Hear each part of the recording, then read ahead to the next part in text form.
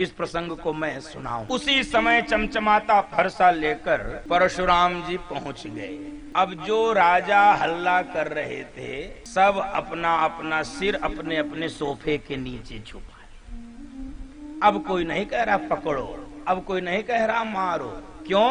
क्योंकि परशुराम जी का रूप कैसा दिव्य है। गोस्वामी जी ने लिखा, गौरी शरीर भूति बल राजा, गौरी शरीर भूति बल राजा, भाल विशाल त्रिपुंड विराजा, भाल विशाल त्रिपुंड विराजा, शीश जटा शशि बदनु सुहावा, शीश जटा शशि बदनु सुहावा, ऋषभ कछुक अरुण होई आवा, ऋषभ कछुक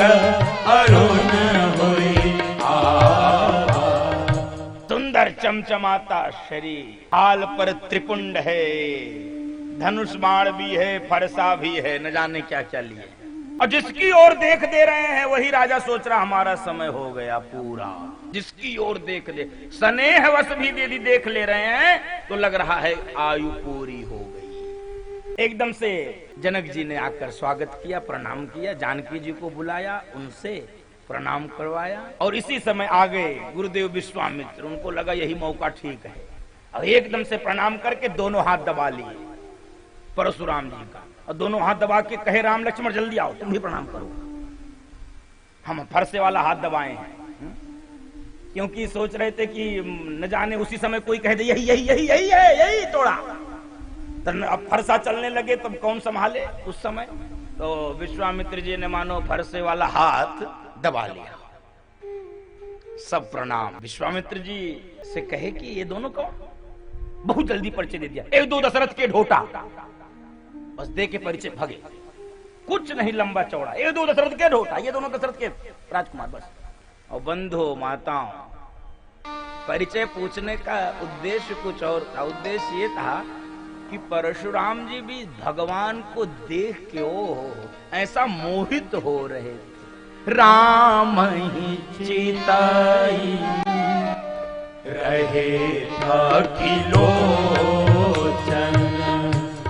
राम ही चिताई रहे अखिलोचन, रूप अपार मार मद मोचन, रूप अपार मार मद मोचन। राम ही चितई रहे थकीलोचन। बंधु माताओं, यहां पर एक गंभीर दृष्टि है, दर्शन कीजिए।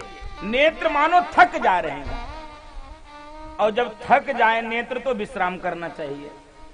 परशुराम जी लेकिन विश्राम करने के मूड में नहीं है। विश्राम कर लेते तो बाद वाला जो झंझट हुआ वो होता नहीं। बंधु माताओं, थक जाइए तो विश्राम करिए। जानकी जी के भी नेत्र थके तो जानकी जी ने संघर्ष नहीं किया, जानकी जी ने श्रम नहीं किया, जानकी जी ने विश्राम किया। दोनों के नेत्र थके हैं। जानकी जी ने क्या किया था? जानकी जी के थके नयन रघुपति छवि देखे। नेत्र जानकी जी के थके थे तो जानकी जी ने भगवान को अपने हृदय में बिठा के विश्राम किया। प्रभु को अपने आंख के मार्ग से हृदय में बिठाया। लेकिन परशुराम जी थकने के बाद भी नेत्र खोले हैं, रूप के प्रति आकर्षित हो रहे हैं, भगवान को देख रहे हैं। और तभी जनक जी से कहे, अरे जना, ये भीड़ क्यों इकट्ठा है? अच्छा देखिए, सब जान रहे हैं, जान के अनजान बन रहे हैं। पहली चौपाई इस प्रसंग की क्या मैंने गाया? ते ही अवसर सुनी शिव धनु चौपाई सुनिए। भगवान शंकर के धनुष को टूटने से जो आवाज हुई उसको सुन के परशुराम जी चले। और यहां पर आके अनजान बन गए। क्या कह रहे हैं? ऐ जनक, ये इतनी भीड़ तुमने क्यों बटोरी है? और जैसे ही जनक जी ने पूरी कथा सुनाई कि प्रभु ऐसे ही मैंने शिव धनुष के तोड़ने से हमने जानकी के ब्याह का संकल्प, और इतना पूछ रहे थे तभी दिख गया धनुष का 2 टुकड़ा। कहु जड़ जाना का धनुष के तोरा, कहु जड़ जाना का धनुष के तोरा। अतिरिस बोले वचन कठोरा, अतिरिस बोले वचन कठोरा। अब यहाँ पर रुकिए जरा, इस चौपाई पे ठहरिए और इस प्रसंग का मर्म समझिए। अतिरिस बोले वचन कठोरा, अतिरिस जब होगा तो कठोर वचन ही निकलेगा। हिंदू माता, जब अति क्रोध होगा तो कठोर वचन निकलेगा। इसलिए अति क्रोध जब हो तो प्रयास करिए मौन हो जाइए, और फिर भी भीतर चूंकि भट्टी भभकी रहती है तो मौन होने की स्थिति नहीं रहती है, तो प्रयास ये करिए कि उस स्थान को छोड़ दीजिए। और नहीं छोड़ेंगे तो यही होगा जो इस सभा में हो रहा है। आदमी जब क्रोध में होता है तो ज्यादा बोलता है, और ज्यादा बोलता है तो यही सब उल्टे पुल्टा बोलता है। बंदो माता, जब क्रोध आवे, आता सबको है, इसमें ऐसा कोई नहीं जिसको क्रोध न आवे। हाथ उठवाने की जरूरत नहीं है, मैं जानता हूं। हम ही को जब आता है, दूसरे को क्या? हम भाषण हम देते, हमको ही आता है, हमको तो कुछ ज्यादा ही आ जाता है। तो आएगा सबको, प्रयास करिए न बोला जाए, बोला जाए तो संभाल के। अच्छा देखिए, एक सूत्र लीजिए यहां से। अति एक दूसरे अति को जन्म देती, एक अति दूसरे अति को जन्म देती है। अतिरिस बोले वचन कठोरा, और उधर जनक जी की स्थिति क्या है? अति डर उतरु देत निपनाहि। इधर अति है तो उधर भी अति है बंधु माता। अतिरिस बोले वचन कठोरा, अति डर उतरु देत निपनाहि। उत्तर ही नहीं दे सकते। जब आप इतना किसी को डरा दोगे तो बोलेगा क्या? अति का भला न बोलना, अति की भली न चू,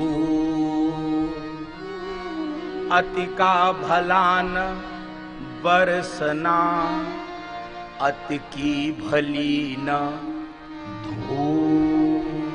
इसलिए संतुलन सूत्र लीजिए मानस का। अति किसी की ठीक नहीं, इसलिए संस्कृत में बोलते भी हैं अति सर्वत्र वर्जये। अति की वर्जना है बंधु माता, अति ठीक नहीं है। अतिरिस का परिणाम अति डर। तो क्रोध सबको आता है, मैंने पहले भी कथाओं में निवेदन किया है। काम, क्रोध, लोभ, ये सब सबके भीतर रहते हैं। आपको संभाल के इसका उपयोग करना है। एक बार क्रोध भी करिए पर बोध नष्ट न होवे, स्वार्थ भी बुरा नहीं है, औरों को कष्ट न होवे, जीव कोई रूठे ना। क्रोध भी बुरा नहीं, क्रोध भी कई बार आवश्यक होता है बंधु माता। परिस्थिति को संभालने के लिए, व्यवस्था को बनाने के लिए क्रोध भी कई बार, अनुशासन को बनाने के लिए क्रोध भी अनिवार्य होता है। लेकिन बैलेंस, संतुलन। अतिरिस बोले वचन कठोरा। अब जरा दर्शन कीजिए, किसको बोल रहे हैं? बोल किसको रहे हैं? जनक जी कोई सामान्य राजा नहीं है, उनको किसी राज्य का सामान्य राजा न समझा जाए। जनक जी वे हैं जिनसे बड़े बड़े ऋषि, महर्षि, विद्वान, ज्ञानी लोग चिट्ठी डाल के समय मांगते हैं, बड़े बड़े जिज्ञासाओं का समाधान करते हैं, बड़े बड़े प्रश्नों का उत्तर प्राप्त करने के लिए उनके दरबार में जाके बैठते हैं, उनसे सत्संग करते हैं। जनक जी कोई सामान्य राजा नहीं है बंधु माता, बड़े बड़े देवता। बैठकर जनक जी से, उन जनक जी को बोल क्या रहे हैं, शब्दावली सुनिए। कहु जड़ जनक, हे मूर्ख जनक। क्रोध में शब्दावली बिगड़ी कि नहीं? जनक जी जैसे विद्वान, ज्ञानी, विदेह राज को मूर्ख कह रहे हैं। मूर्ख, है मूर्ख जनक। यही दोनों महापुरुषों में अंतर है। दर्शन कीजिए, यहाँ दो महापुरुष हैं, जनक जी और परशुराम जी। परशुराम जी ब्राह्मण कुल में जन्म लिए हैं और हाथ में शस्त्र रखते हैं और क्षत्रियोचित व्यवहार करते हैं। जनक जी क्षत्रिय कुल में जन्म लिए हैं निमिकुल में। लेकिन क्षत्रिय कुल में जन्म लेने के बाद जनक जी हाथ में शास्त्र रखते हैं और ब्राह्मणोचित व्यवहार करते हैं। ये ललकार रहे हैं मानो ये युद्ध का मैदान हो। अरे भाई कुछ 19-20 हो भी गया हो, विवाह का घर है बंधु माता, ठीक है मान लीजिए कुछ 19-20 हो गया हो, घर किसका, विवाह का घर है, मंगल गीत बन रहे, दो परिवार एक हो रहे। और मामला जब बिगड़ने लगा तब अब कौन संभाल ले। जनक जी ने कह दिया बेगी दिखाऊ मूढ़नत आजो, बेगी दिखाऊ मूढ़नत आजो। अरे उलटाऊ मही जहाँ लही तब राजो, उलटाऊ मही जहाँ लही तब राजो। जल्दी दिखाओ उसको, कहाँ वो, और नहीं तो पूरा धरती पलट दूंगा। अच्छा जनक जी के साथ ये विश्वामित्र जी के साथ यही समस्या है। क्या गलती एक करे ये दंड सबको देना चाहते हैं। भाई धनुष एक ही लोग ने तोड़े होंगे, आगे भी यही बोलते रहे। अभी तो कह रहे हैं कि जहां तक धरती तुम्हारा राज्य सब पलट दो।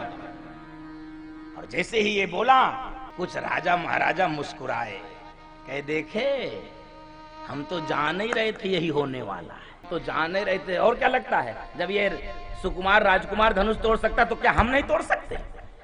हम भी तोड़ सकते हैं, लेकिन हम जान रहे थे यही होने वाला है।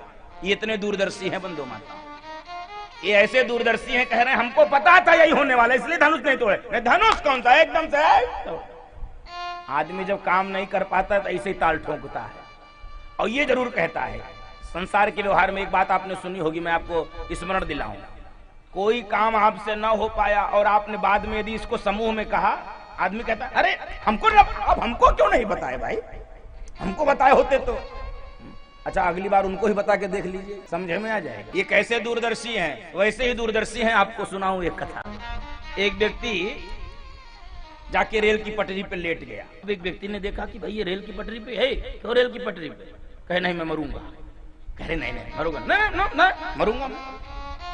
अरे यार चलो हो जाता है घर परिवार में सबके 19-20 में, चलो उठो घर चलो, नहीं मरूंगा। कहे पक्का मरोगे? कहे हाँ पक्का मरूंगा, रेल आ रही होगी मैं पटरी पे लेटा हूं मरूंगा। और तभी इसने देखा कि ये जो लेटा है मरने के लिए अपने सिर के नीचे 10-12 रोटी रखा है।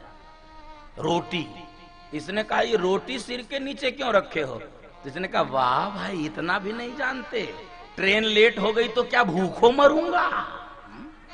ट्रेन लेट हो गई तो भूखों मरूंगा। ऐसे दूरदर्शी होते हैं भाई, मरेगा लेकिन भूखो। ऐसे दूरदर्शियों से सावधान।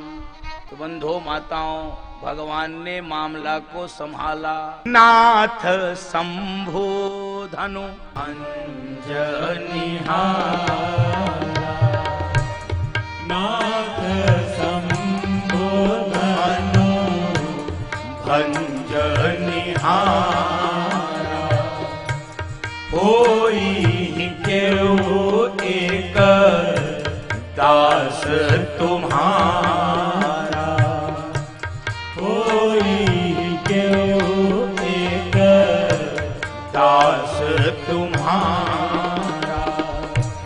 नाथ शंभु धनु अंजनिहारा,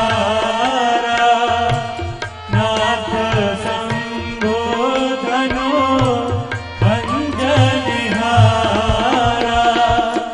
होई केहू एक दास तुम्हारा, होई केहू एक दास तुम्हारा।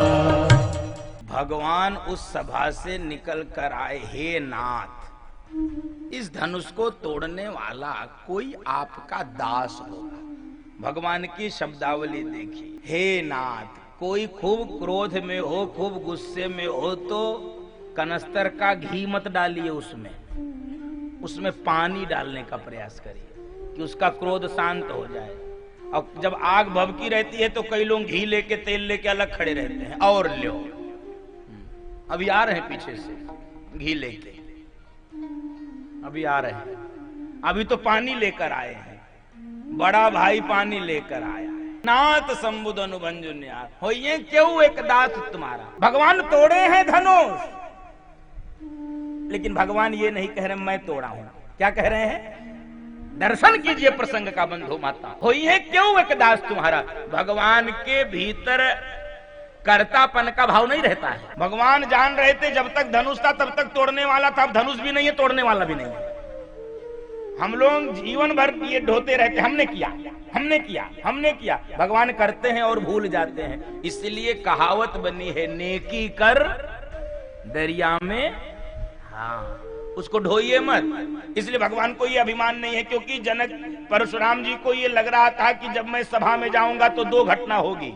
क्या? एक तो ये होगा कि जिसने धनुष तोड़ा है वो कांपेगा, धनुष जिसने तोड़ा होगा वो मुझे देखकर कांपेगा, और मान लो ना भी कांपे तो एकदम से सामने खड़ा रहेगा, हाँ बताओ हमने तोड़ा, क्या करूं। भगवान ये कह सकते थे बंधु माताओं, वो भगवान है, भगवान ये कह सकते थे, लेकिन ये घी डालने वाला काम होता। भगवान ये कह सकते थे कि हाँ बताइए हमने तोड़ा, अब क्या करेंगे आप बोलिए।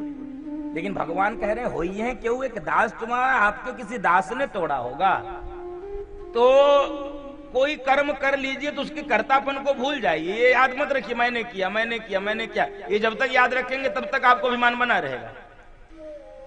भगवान को अभिमान नहीं है कि मैंने धनुष तोड़ा, धनुष टूटने के साथ तोड़ने वाला भी चला गया, खत्म।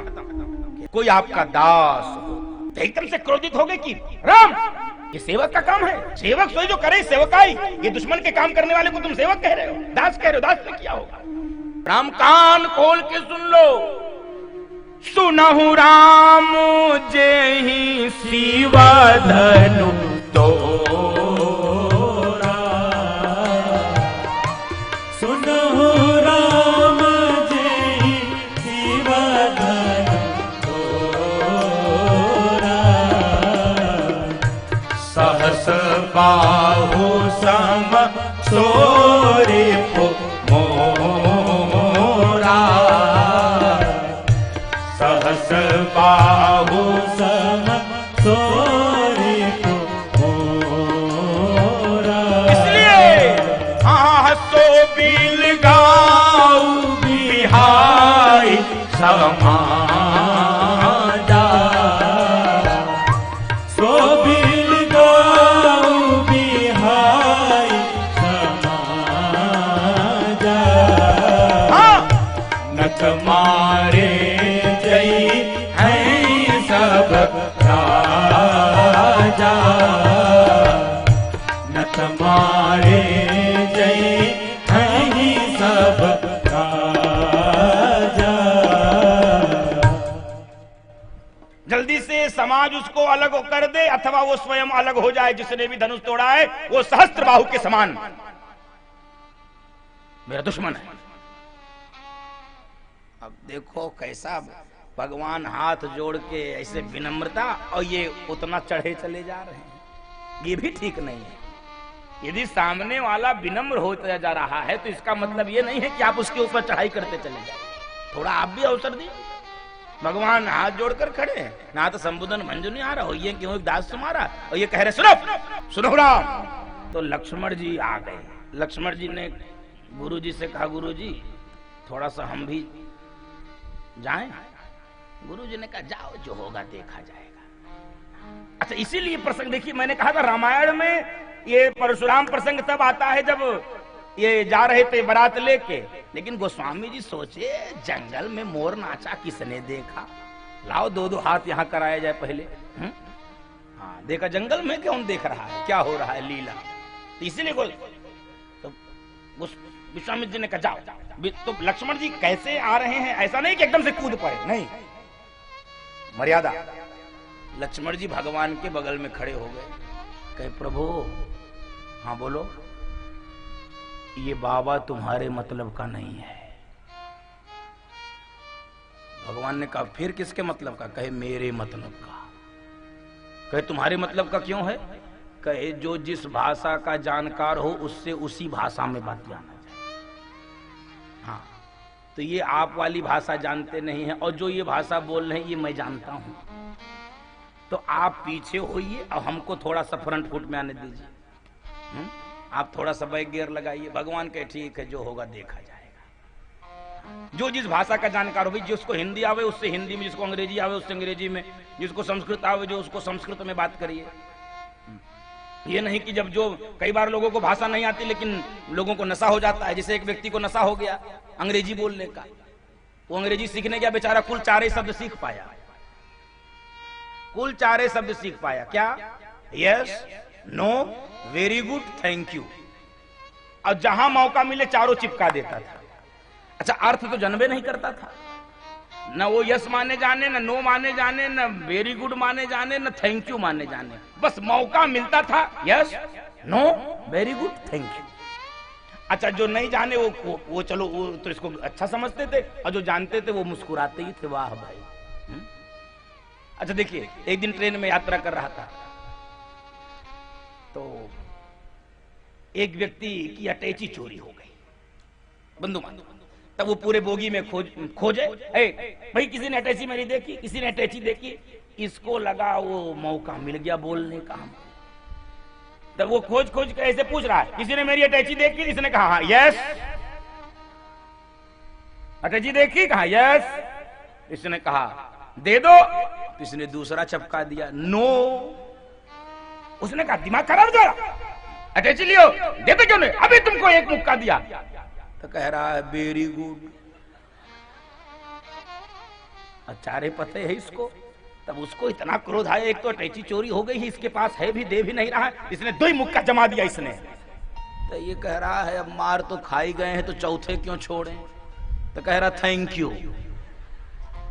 मुक्का खाने के बाद थैंक यू। जो जिस भाषा का, अच्छा देखिए, अपनी ही भाषा में रस होता है। अंग्रेजी में गाली देना हो मजा नहीं आएगा, और अंग्रेजी में और प्यार भी प्रकट करना हो तो अंग्रेजी में नहीं, हिंदी में मजा आता है। अवधी में, भोजपुरी में, ब्रज में, अपनी भाषा में। अब सुन ही लो, याद आ गया। एक पति पत्नी होटल में भोजन करने गए, तो पति ने कहा कि सुनो, क्या खाओगी? कहे जो तुम खाओगे। अरे देख बताओ, जो तुमको नहीं नहीं, जो तुम खाओगे वही हम खा लेंगे। तो पति ने कहा वेटर मेन्यू ले आओ। इसने कहा सुनो, हम भी मेन्यू खाएंगे। पति ने कहा मेन्यू खाओगी?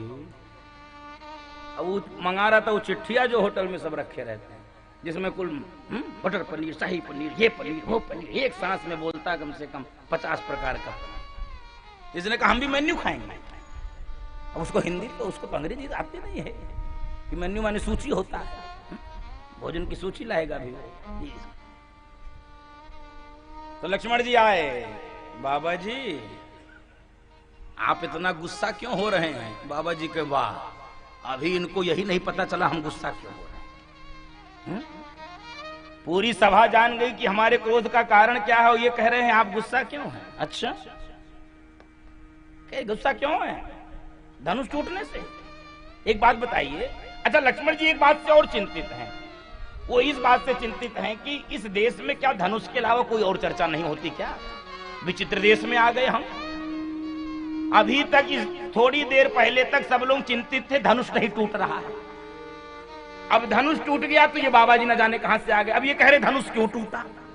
इस देश में क्या बोल धनुष एक चर्चा हो रही, कोई चर्चा नहीं हो रही है। लक्ष्मण जी ने कहा बाबा जी धनुष किसका? कहे शंकर जी का। दिया किसको?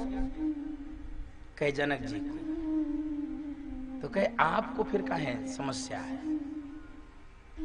न धनुष आपका, न धनुष आपको मिला, न तो आपको समस्या क्या है?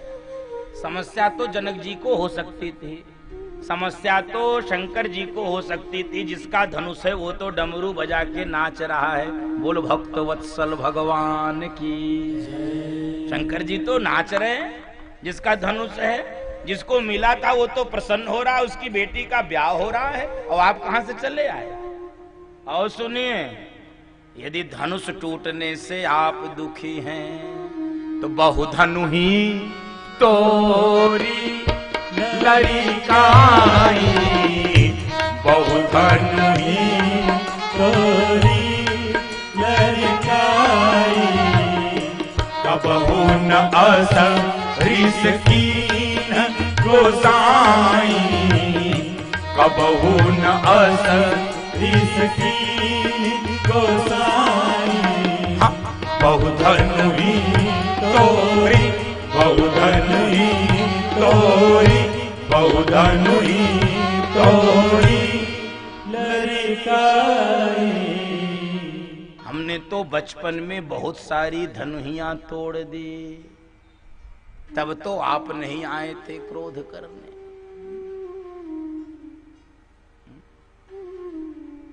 तब तो आप क्रोध करने आए नहीं। अच्छा, परशुराम जी अपने को योद्धा सिद्ध करने के लिए यहां आए हैं और लक्ष्मण जी योद्धा इनको समझ ही नहीं रहे हैं। क्यों? एक प्रसंग आता है कि लक्ष्मण जी तो सोच रहे कोई औजार बेचने आ गया, हथियार बेचने वाला कोई है, कोई आया है, जैसे हथियार बेचने लोग नहीं आए, क्योंकि इनके शरीर में हथियार है, हथियार है, हथियार। तो लक्ष्मण जी तो इनको योद्धा समझे ही नहीं तो बात तो बिगड़ गई होती, बात बिगड़ गई होती। तो लक्ष्मण जी कहे बहु धनुही तोरी लड़िकाई, हमने बचपन में बहुत सारी धनुइयां तोड़ी, तब तो आप आए नहीं, इसलिए आपका रोग कुछ और है, बोल कुछ रहे हैं। समझिए, रोग कोई है, बताया कुछ जा रहा है। तो लक्ष्मण जी जीव धर्म के आचार्य हैं, जीवाचार्य हैं, तो लक्ष्मण जी रोग पकड़ना चाह रहे हैं। और असली चिकित्सक, असली वैद्य, असली डॉक्टर कौन है? जो डायग्नोस अच्छा कर ले, जो रोग का कारण समझ ले। तो लक्ष्मण जी कारण समझ रहे हैं। बाबा जी, एही धनु पर ममता के ही है तू, एही धनु पर ममता के ही है तू। सुन साई कह विमुकुल है तू, सुन साई कह विमुकुल है तू।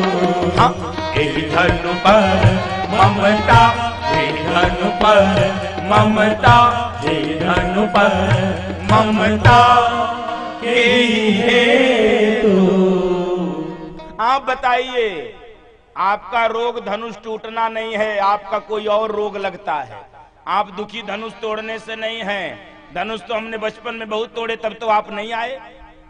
लक्ष्मण जी उस धनुष को धनु ही कह रहे हैं क्या? जो रामलीला में आपने देखा होगा, खपच्ची से बच्चे बना के खेलते हैं धनुष, उसी को ये कह रहे हैं।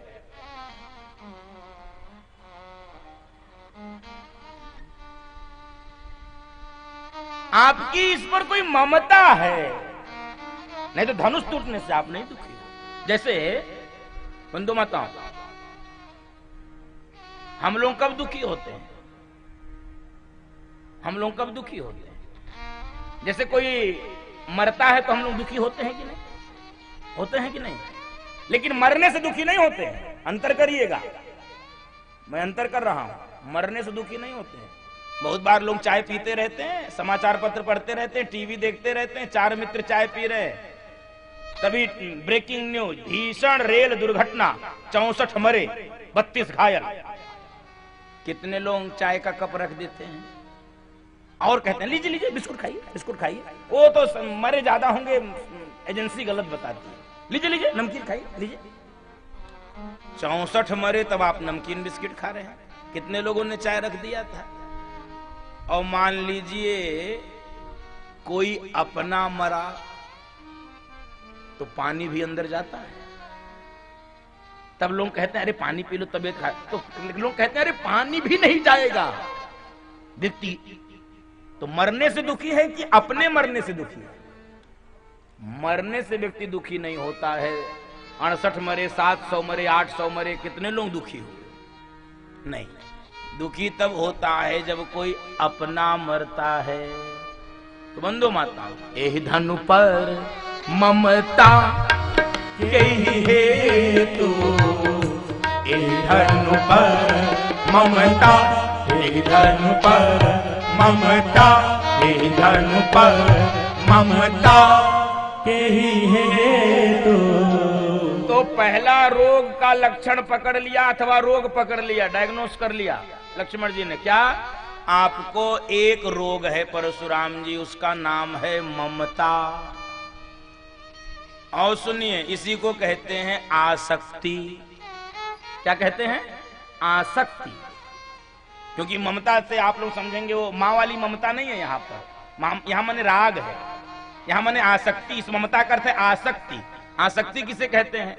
जो कभी भी आसक्ति है, किसी में आसक्ति है, कैसे भी आसक्ति है, उसे कहते हैं आसक्त। बंदो मातो, उसे कहते हैं आसक्त। कभी भी किसी में कैसे भी आसक्ति है। तो पहला रोग ममता। और सुनिए, ममता ही नहीं है आपका रोग, आपके पास दूसरा भी रोग है, अहमता। ये दो रोग से जीव संसार में ग्रसित है बंधु माताओं। दर्शन कीजिए, एक ममता और दूसरा अहमता। और सरल कर दो इसको व्यवहार के लिए, तो ममता और अहमता को ऐसे समझिए, मैं और मेरा। मैं माने अहमता, मेरा माने ममता। और सारा संसार इन्हीं दो रोगों से जकड़ा है। इसलिए गोकर्ण जी ने अपने पिताजी से कहा था, पिताजी कहाँ फंसे हो, इस जगत में कोई नहीं अपना है। तो ये दो रोग है, मैं और मेरा, ममता और अहमता। इन्हीं दो रोगों से आप जकड़े। तो जैसे ही ये बात लक्ष्मण जी ने बोला है, एकदम से परशुराम जी को क्रोध आया। है राजा के लड़के, रे निप बालक काल बस बोलत तो ही न समार, धनु ही समति पुरार धनु विदित सकल संसार। और इतना बोलने के बाद परशुराम जी ने अपने फरसे को देखा। है राजा के लड़के, फरसे को देख। बोले चितई परस कियो। लक्ष्मण जी तो मन में ये सोच रहे हैं, ये बार बार आप फरसा दिखा के हमको बताना क्या चाह रहे हैं। बंधु माता, लक्ष्मण जी ये सोच रहे हैं, ये बार बार फरसा दिखा के आप हमको क्या दिखाना चाह रहे हो, क्यों दिखा रहे हो फरसा? ये वैसे ही हो गया। अब आपको ऐसे समझा रहे थे, बोले चितई परस कियो। देखो ये मेरे, मैंने देखो तुम, ये कभी भी चल सकता है, तेरा गर्दन कट सकता है। बार बार दिखा रहे थे। तो लक्ष्मण जी कहते, फरसा जो तुम दिखा रहे हो ना बाबा जी, ये हमने बहुत देखा है। और फरसा हम देखते तब तो अभी हो ही जाता। फिर आप दिखा रहे हो फरसा, हम देख रहे हैं कुछ और, इसलिए युद्ध बचा है। आपने किस्सा सुना है कि नहीं? ऐसे ही एक व्यक्ति, उसका विवाह हुआ। तो विवाह हुआ तो पहली बार उसको जिंदगी में मिला अंगूठी। उसके पहले अंगूठी उसने देखबे नहीं किया था। तो अंगूठी मिला तो वही अंगूठी पहन के और पूरे बाजार में घूमे। घूमना उसका उद्देश्य नहीं था, उसका उद्देश्य था सबको अपना अंगूठिया दिखाना। तो ऐसे, ओ भाई साहब नमस्ते, और ठीक है, ऐसे चमकावे, ऐसे चमकावे।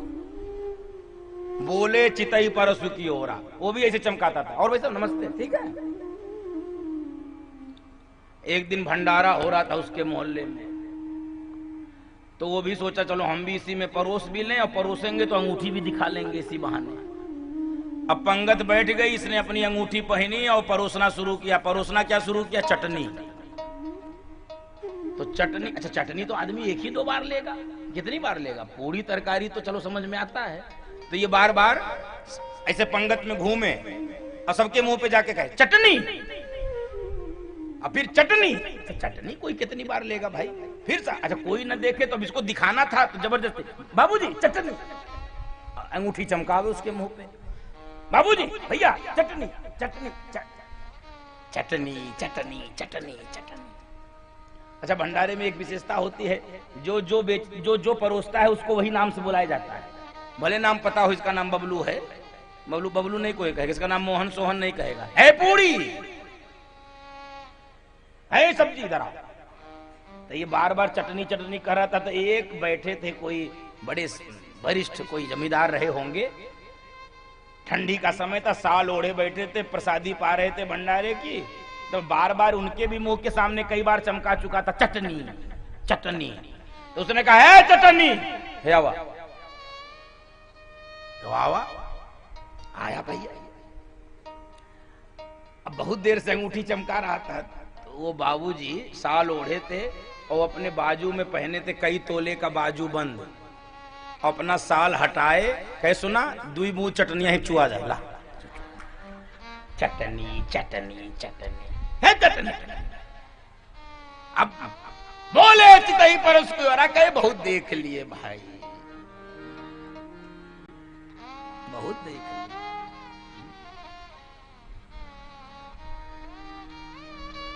लक्ष्मण जी कह रहे हैं बाबा जी यहाँ कुम्हाड़ बती लाको नाही, यहाँ कुम्हाड़ बती लाको नाही।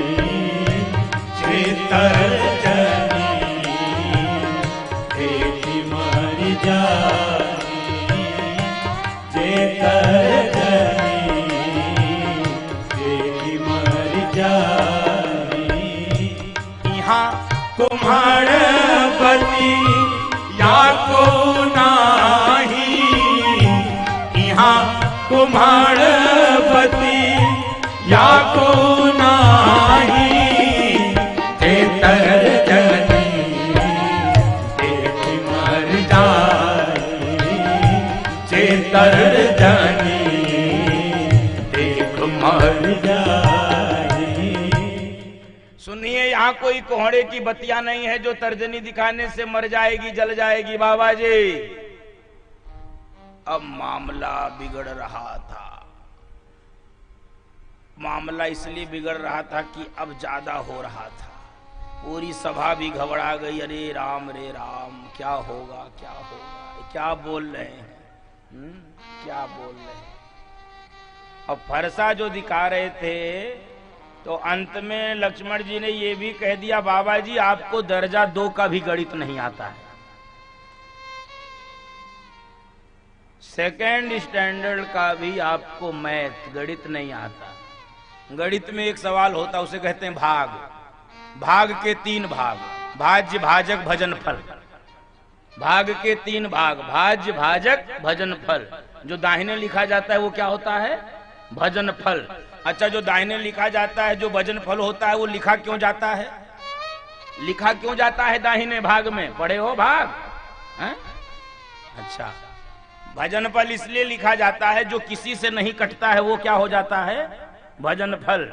जिसको कोई संख्या नहीं काट पाती वो होता है भजन फल। लक्ष्मण जी कहना चाहते हैं बाबा जी जब गणित का शेष नहीं कटता उसी को कहते हैं शेष बच गया। कहे जब गणित का शेष नहीं कट सकता तो पाताल का शेष आपके फरसे से कैसे कट सकता है। लक्ष्मण पाताल का शेष है, ये फरसे से नहीं कटेगा है। अब बहुत हो गया तो भगवान एकदम लक्ष्मण शांत। तो ऐसा नहीं है कि लक्ष्मण जी कहे कि प्रभु रुक जा 2-4 बात और कर ले तब शांत हो जाते हैं, ऐसा नहीं है। अब भक्त कैसा होना चाहिए, आज्ञाकारी किसे कहते हैं जरा दर्शन करिए। लक्ष्मण जी को इशारा ही किए, लक्ष्मण बोलो नहीं पीछे। लक्ष्मण जी वैसे भक्त हैं बल्ब की तरह। 2 प्रकार के भक्त होते हैं, एक होता है बल्ब की तरह, एक होता है पंखा की तरह। आज्ञाकारी और भक्त दोनों 2 प्रकार के होते हैं, एक बल्ब की तरह एक पंखा की तरह। दोनों में अंतर क्या है, एक ही स्विच से पंखा भी चलता है बंद होता है, एक ही स्विच से बल्ब भी जलता बंद होता है। लेकिन बंधु माताओं बल्ब के स्विच को बंद करिए बल्ब तुरंत बंद हो जाता है, और पंखे के स्विच को बंद करिए तो पंखा तुरंत बंद होगा, 2-4 चक्कर काटे के बंद होगा। लक्ष्मण जी पंखे की तरह नहीं है, लक्ष्मण जी कैसे हैं, बल्ब की तरह। तो जो आज्ञाकारी है जो भक्त है उसको कैसा होना चाहिए, बल्ब की तरह, पंखा की तरह नहीं कि 4-6 लाइन बोले लें, थोड़ा तर्क वितर्क कर लें, थोड़ा कुतर्क कर लें, थोड़ा बहाना बता लें, थोड़ा इधर उधर कर लें। नहीं, भक्त है वो भी लेकिन वो अव्वल नहीं है। भक्त तो लक्ष्मण जी की तरह एकदम। और भगवान अब फिर से फ्रंट फुट पे आ गए। गुरु जी ये बालक है, नाथ करहूं बालक पर छोड़, नाथ करहूं बालक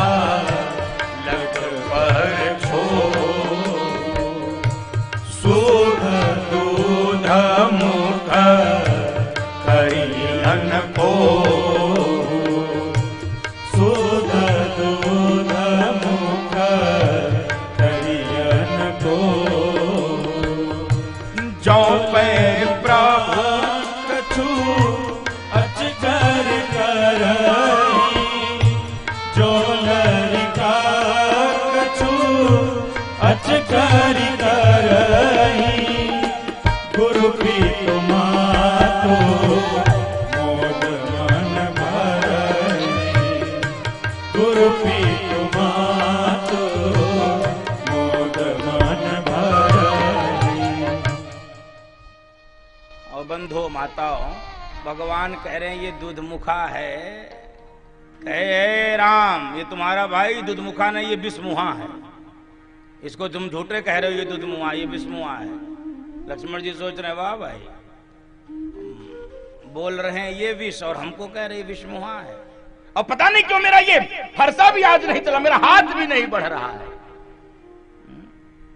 तो लक्ष्मण जी कह रहे हैं बाबा जी आपका हाथ और फरसा दोनों इनको पहचान लिया, लेकिन आप नहीं पहचान पाए। बहीन हाथ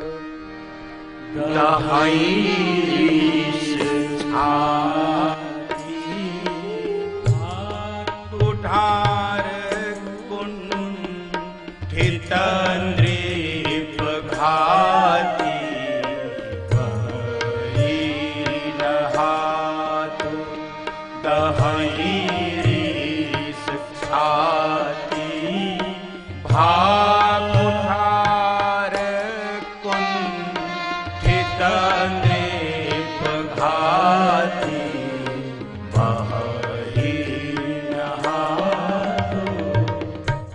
हाथ नहीं बढ़ रहा है, छाती जल रही है। बहीन हाथ दहीरीस छाती,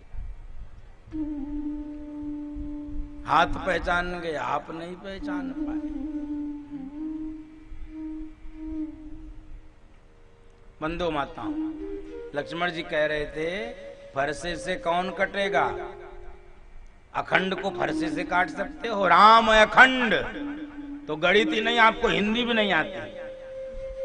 राम अखंड है और ये फरसे से नहीं कटेंगे। नैनम छिंदंती शस्त्राणी, नैनम दहति पावकः, न चैनम क्लेदयन्त्यापो, न शोषयति मारुतः।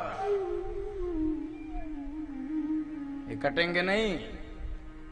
ये आत्मा है, नित्य है, सत है, चिद है, आनंद स्वरूप परब्रह्म ब्रह्म परमेश्वर है।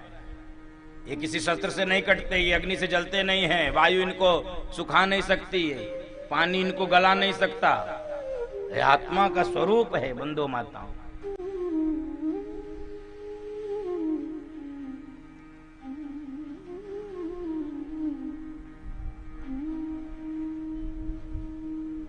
लक्ष्मण जी मुस्कुरा रहे हैं और इनकी मुस्कुराहट देख के परशुराम जी का क्रोध बढ़ रहा है। तो परशुराम जी कह रहे हैं राम इसको पहले मेरी आंखों से दूर करो, इसको मेरी आंखों से दूर करो, तब कुछ समाधान हो सकता है। इसको मेरी आंखों से दूर करो। तो लक्ष्मण जी सोच रहे हैं बाबा जी भाषण आप दे रहे, गाली आप दे रहे, फरसा आप दिखा रहे और आंख से हमको दूर करना चाहते हो। अच्छा मान लो हमको दूर करना चाहते ही हो तो इतना भारी प्रयत्न करने से अच्छा ये है मुंह दे आंख कतो को नाही, मुँह दे आँखी कतो को नाही, बिहसे लखनऊ कहा मन माही, बिहसे लखनऊ कहा मन माही। मन ही मन हंस के कह रहे हैं कि वाह, अरे आंख मूंद लीजिए, कोई संसार में आपको नहीं दिखेगा। और बंधु माताओं, अब भगवान ने बहुत कुछ समझाया और भगवान ने कहा सुनिए परशुराम जी, वैसे तो मेरी कोई औकात नहीं है, मेरा छोटा सा नाम राम, आपका परशु सहित राम। और भगवान यदि अहंकारी होते तो भगवान ये भी कह सकते सुनिए यदि आप परशुराम हैं तो हम धनुष राम हैं। परशुराम का मतलब क्या? जिसके हाथ में फरसा हो और राम हो वही परशुराम। तो ये भी कह सकते थे हम भी धनुष राम है, बराबर का मामला। अब बताओ लेकिन भगवान बात को समाप्त करना चाहते हैं, इसलिए कह रहे हैं कि मेरा तो राम 2 अक्षर का छोटा नाम, आपका परशु सहित राम। बात यह है कि आप योद्धा बन के आए, युद्ध के मैदान में ललकारने लगे, और हम वर्ण से क्षत्रिय हैं, और काल भी हमको युद्ध के मैदान में यदि ललकार दे तो एक बार हम काल से भी लड़ लेते हैं, पीछे नहीं हटते हैं। और युद्ध के मैदान से कोई क्षत्रिय भाग गया तो फिर वो काहे का क्षत्रिय। इसलिए हम स्वभाव से हम वशीभूत हैं, और यही लक्ष्मण के दोष का भी कारण आपको समझ में आ। कहूं सुभाऊ न पुलाही प्रसन्नसी, स्वभाव है। कहूं सुभाऊ न पुलाही प्रसन्नसी, कालहु डरहि न रण रघुवंशी, कालहु डरहि न रण रघुवंशी। लेकिन मेरे कुल में देवता पे, गो पे, ब्राह्मण पे शक्ति का प्रयोग नहीं किया जाता है। और सुनिए, मामला इसलिए रुका था क्योंकि आपके गर्दन पे जनेऊ दिख रहा था, और आपके कुल की यही महिमा है। विप्रवंश के आसी प्रभुताई, विप्रवंश के आसी प्रभुताई, अभय होई जो तुम्हारी फेराई, अभय होई जो तुम्हारी फेराई।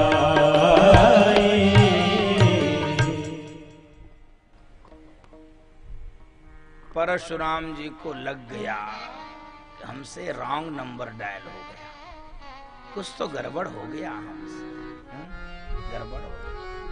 इसलिए हमारे संशय को, हमारे विस्मय को दूर करो। क्या कह रहे हैं? राम रमापति कर धानु ले, खेचहु मिटे मोर संदेह, राम रमापति कर धानु ले,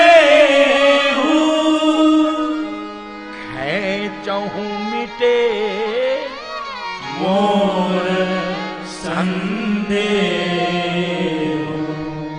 खेचहु मिटे मोर संदेह।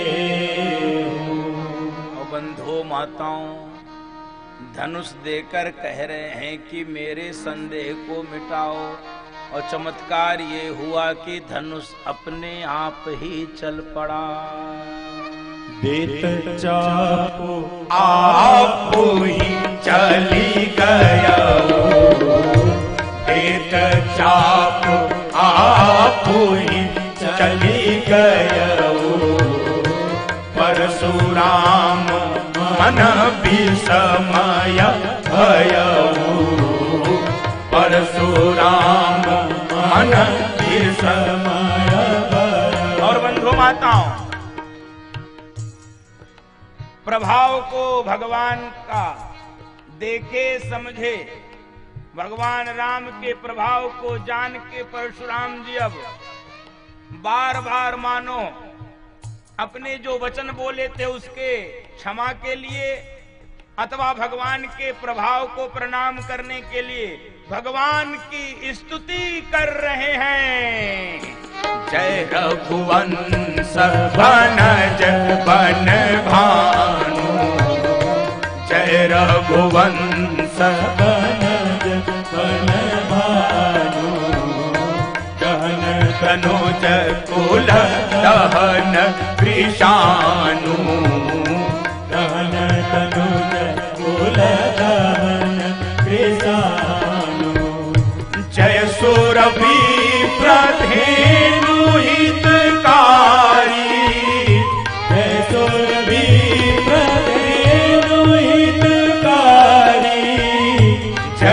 मद मोह को ब्रह्म भारी, विनयशील करुणा गुण सागर, विनयशील करुणा गुण सागर, जयति वचन रचना अति नागर, जयति वचन रचना अति नागर, कही जय जय जय रघुकुल के तू, कही जय जय जय रघुकुल के तू, भृगुपति गए बनई तप हेतु, जय सिया राम जय जय सिया राम, जय सिया राम, सब गाइए एक बार बजाइए,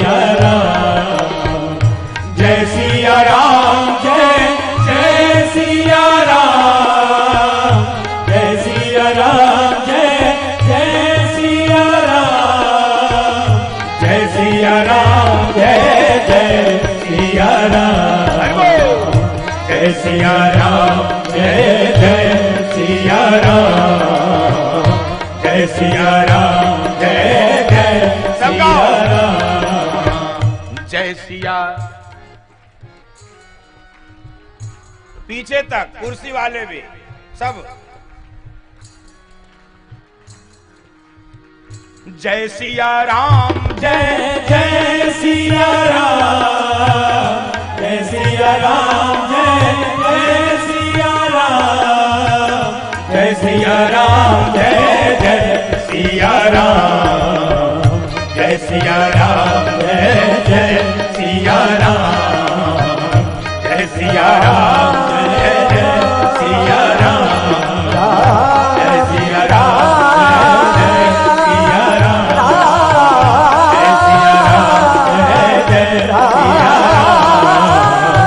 सिया राम जय जय सिया राम,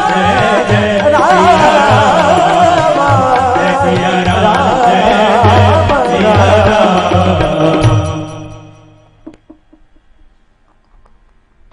चले गए।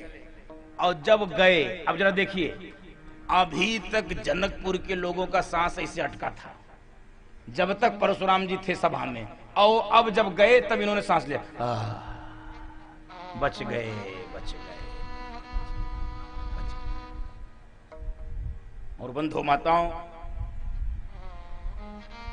सभा में फिर से सबके चेहरे पर प्रसन्नता, आनंद। अब विमर्श हुआ तो गुरुजनों ने तय किया कि एक पत्रिका, लग्न की पत्रिका और विवाह की पत्रिका बनाकर महाराज दशरथ को अयोध्या भेजी जाए। और बंधु माताओं, 2 दूत यहां से जनकपुर से चले हैं पत्रिका लेके महाराज दशरथ के लिए, और भगवान के विवाह की सूचना लेकर वो जो पत्रिका पहुंची है, आहा,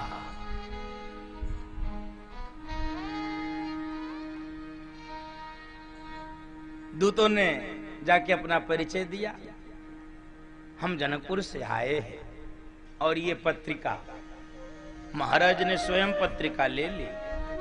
यद्यपि पत्रिका पढ़ने का काम सचिव का है, लेकिन जब समझ गए कि जनकपुर से पत्रिका है, आहा, तो समझ गए कि इसमें मेरे राम की सूचना होगी। तो कौन सी पत्रिका स्वयं पढ़ना, कौन सा कार्य स्वयं करना, कौन से नौकर से करवाना, इसका विवेक तो होना ही चाहिए। महाराज दशरथ को ये विवेक, बारी बिलोचन पाचत पाती पुलक गात आती भरी छाती, बारी बिलोचन पाचत पाती पुलक गात आती भरी छाती, राम लखनु उरा कर चिट्ठी रही गए कहत न खाटी मीठी। राम लखन उरा कर चिट्ठी रही गए कहत न खाटी मीठी। बारी बिलोचन बाचत पाती पुलक गाथ आधी भर छाती। बारी बिलोचन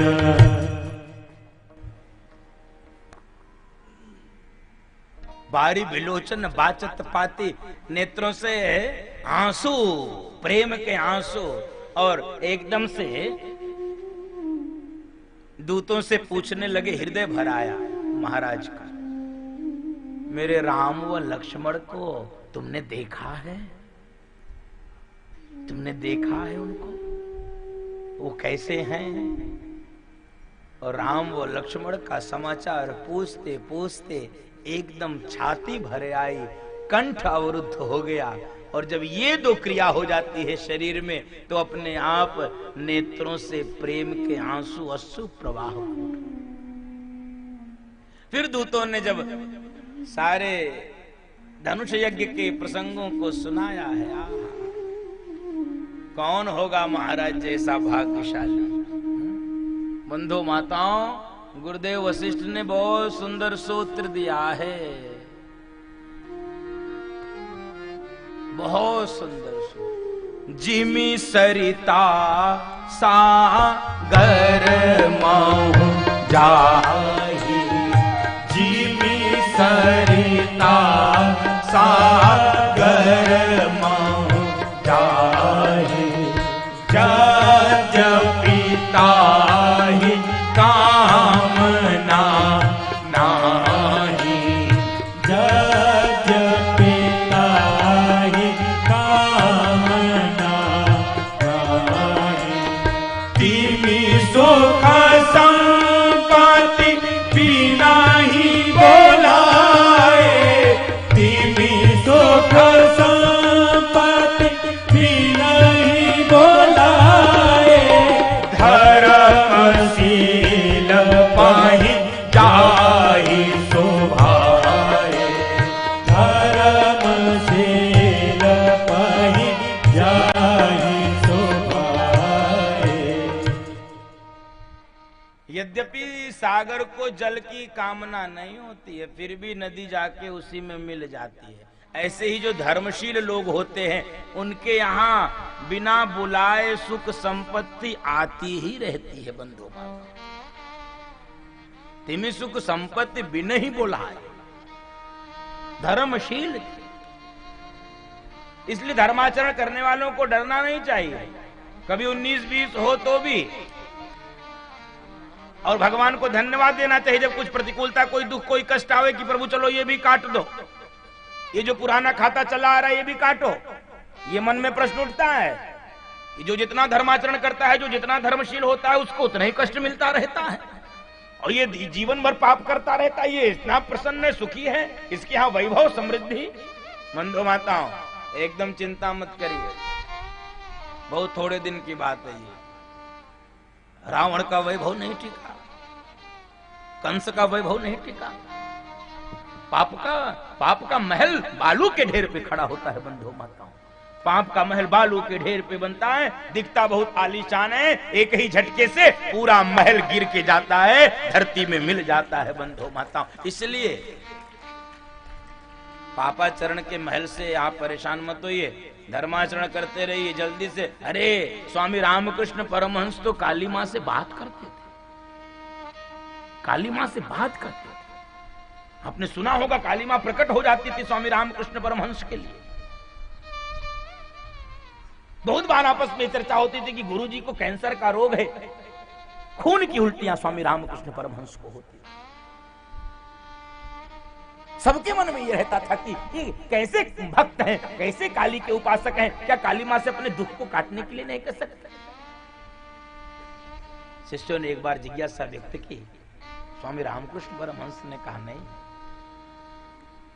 मैं चाहूं तो मां से ये कह सकता हूं कि मां मेरे दुख को हर लो, मेरे दुख को रोक दो, मेरे दुख को छीन लो, लेकिन है मेरे शिष्यों, काली मां दुख तो छीन सकती है, लेकिन ये दुख फिर आगे खाते में दर्ज तो रहेगा ही बंधु। खाता समाप्त नहीं होता। अवश्यमेव भोक्तव्यम कृत कर्म शुभा शुभम। शुभ व अशुभ कर्मों के फलों को भोगना पड़ता ही है। तो अच्छा है जल्दी जल्दी भोग लें। जैसे कभी कोई अप्रिय वस्तु, रुचिकर जो नहीं है आपको, वो थाली में आ जाए, व्यक्ति सबसे पहले उसी को गपागप खा जाता है, इसलिए कि बस ये हमारे रुचिकर नहीं, हमारा अप्रिय है, और बाद में फिर स्वादिष्ट भोजन ग्रहण करता है। तो ऐसे ही ये जो पाप का जो खाता है ये जल्दी कट जाए, ताकि जल्दी से पाप का खाता कटे और फिर पुण्यों की कमाई से हम सुख भोगते रहें, ये प्रयास करना चाहिए। इसलिए पुण्य का खाता बढ़ाते रहना चाहिए बंधु माताओं, कि पाप का खाता जल्दी से समाप्त हो जाए। तो एकदम से डुगडुगी पिटवा दी है महाराज दशरथ ने। भरत शत्रुघ्न जी को बुलाया है, चलो जनकपुर बारात चलना है। अयोध्या के सभी बाराती तैयार हो